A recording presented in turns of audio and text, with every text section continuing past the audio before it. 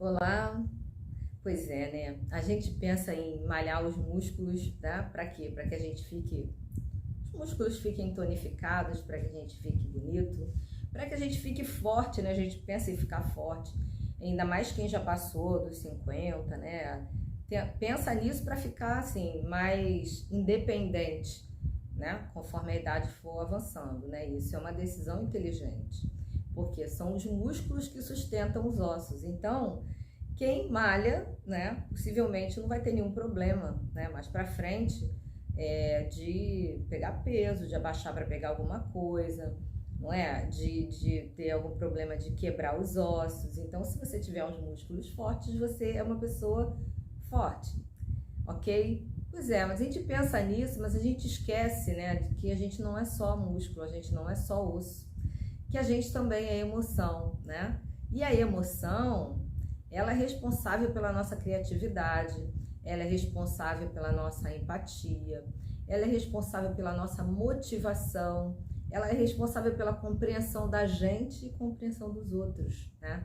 Agora, você imagina a nossa emoção desequilibrada, você imagina a nossa emoção sem controle, né? Olha que loucura.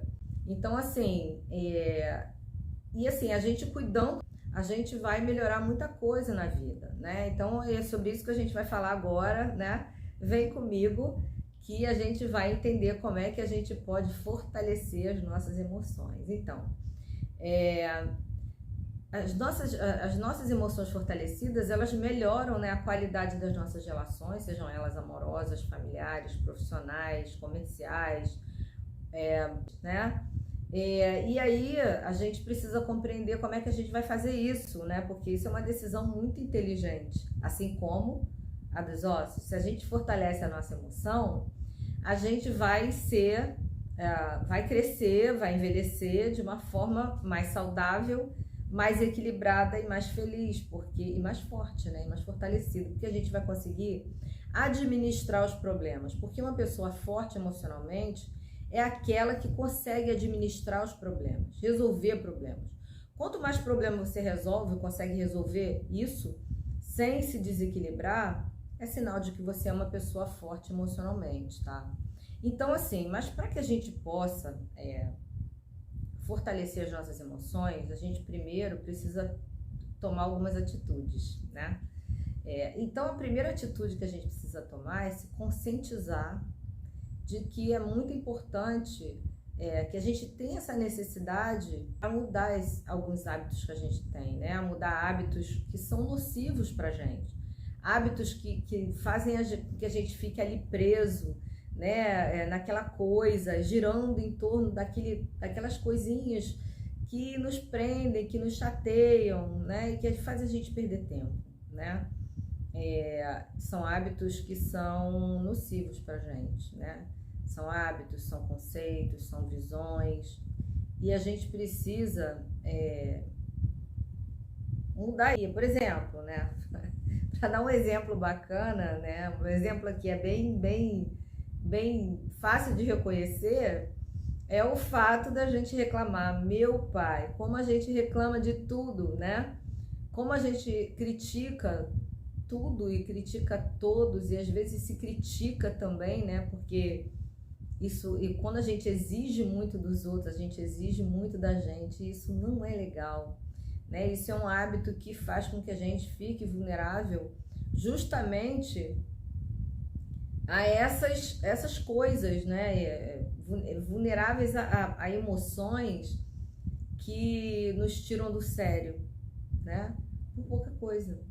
Você vê, às vezes a gente reclama por causa de hábitos que nossos parceiros têm, né?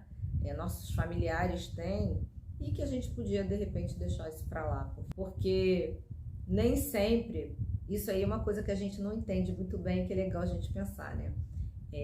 Aquele hábito, né? Vou dar um exemplo aqui do marido, por exemplo. Um marido, ou quem mora com você, ou seu amigo, enfim, com quem você divide apartamento, seu parceiro ou sua parceira, ele tem mania de deixar a chave em cima da mesa, em vez de colocar a chave no chaveiro ali perto da porta. Isso irrita você profundamente. Então, assim, o que você precisa compreender é que nem sempre essa pessoa faz isso para te irritar, ok? Ela faz isso porque aquilo dali para ela é pequeno, ela não, aquilo irrita você e não irrita ela, né? Então esse é o primeiro ponto. Segundo ponto é que assim, isso é uma coisa muito pequena para você se irritar sempre, né? Porque, pô, toda hora faz isso, olha só, deixou aqui de novo e tal. O importante é você entender que aquele parceiro, ele tá dividindo espaço contigo, aquele parceiro, você tá casada com ele, ou ele tá casado contigo, ou ele é um dos seus familiares, ele tem coisa bacana que te ajuda. Então, para e pensa, tipo, caramba, essa pessoa, ela tem, tá bom, esse defeitinho aí que me irrita tanto, mas ele deve ter alguma coisa, o que ele tem de bom que ele traz pra mim, né? Que é bacana, que me deixa feliz, sabe? Me deixa com o coração quentinho, sabe como? Então isso é bacana você parar para pensar. E aí você já começa tomando essa atitude, entendendo que você tem tipo assim, que é necessário que você pare, porque é muito gasto de energia, é muito gasto de tempo, né? Enquanto você pode fazer outras coisas, né? Enquanto você pode estar até mesmo elogiando, em vez de criticar, pega aquele ponto e elogie o seu parceiro, sua parceira, o seu familiar. Eu acho que isso aí seria uma solução bem cabível. Importante falar também sobre assim, às vezes você exige tanto daquela pessoa, né, que você coloca muita expectativa em cima da pessoa. E a pessoa não consegue, ela não consegue atingir aquilo que você está querendo dela, porque é demais para ela, né? Então, às vezes a gente coloca expectativa demais nas pessoas e as pessoas não conseguem cumprir porque é uma expectativa muito alta para elas. E toda vez que a gente coloca expectativa alta nas pessoas, é sinal de que a gente também coloca expectativa demais na gente. E a gente acaba se frustrando por causa disso, você imagina. Né? Você exige demais de uma pessoa que uma pessoa não tem condição de te dar. Ela faz o melhor dela, né? E o melhor dela é aquilo ali, tá? É importante falar sobre isso para que você possa compreender que às vezes a gente fica, muita exigência, né? Tanto para os outros quanto para a gente, né? Porque a gente exige tanto da gente. Tanto, mais até do que a gente pode dar. Então a gente precisa ser verdadeiro com a gente para entender, né? Honesto com a gente para entender, gente, eu só posso ir até aqui. Não dá para mim, eu não sou isso, eu não consigo ser desse jeito. E da mesma forma, aceitar e compreender as pessoas que estão no nosso entorno, né? As pessoas que convivem conosco também. Outra coisa, né? Não se vitimizar, não se vitimiza. Porque, gente, nós não somos vítimas, né? E a gente tem essa mania de querer sentir pena da gente, querer que as pessoas sintam pena da gente. E também é uma perda de tempo a gente ficar nessa situação, né? Enquanto a gente pode fazer o quê? A gente pode protagonizar a nossa história, né? A gente pode fazer o quê? A gente pode começar a entender que a gente pode fazer coisas bacanas, né? Em vez da gente chamar atenção porque fulano fez aquilo, porque aquilo deu errado, ficar preso no passado, pode até desenvolver uma depressão, você começa a fazer coisas bacanas que você possa contar para as pessoas, em vez de se vitimizar, você fala, pô, fiquei feliz comigo hoje, olha só o que eu fiz, eu consegui fazer isso. Então, assim, isso é ponto positivo para você. E aí ninguém vai ficar chateado, aborrecido, poxa, lá vem fulano, né, com aquela historinha de ficar se vitimizando, vai falar assim, pô, ele tá sempre me contando alguma coisa bacana, né? Ele tá sempre... Aí você se sente merecedor de tudo que você recebe, né? Porque você fez alguma coisa legal. Quando você faz isso, né? Quando você começa a dar menos importância a coisas pequenas, quando você começa a prender a atenção das pessoas com coisas bacanas que você fez, né? Quando você começa a ter uma visão macro da vida, porque ter uma visão macro da vida, né, e da situação, é você conseguir olhar aquilo dali e ver outras coisas, sabe? você consegue olhar aquilo dali e ver outras coisas no cenário que você não está vendo quando você está olhando só para um ponto, quando você não se distancia. Então procura fazer isso, procura entender o que é aquilo que está te irritando, qual é o tamanho daquilo dentro daquela situação. Tipo, nossa, isso é tão pequeno em relação a tudo isso que a gente já fez, né? Tô falando em relação ao conjunto, aos familiares e tudo. Então aí você vai vendo, você vai começando a enxergar o mundo de uma outra forma. Uma coisa muito importante também é você não mentir para você, sabe?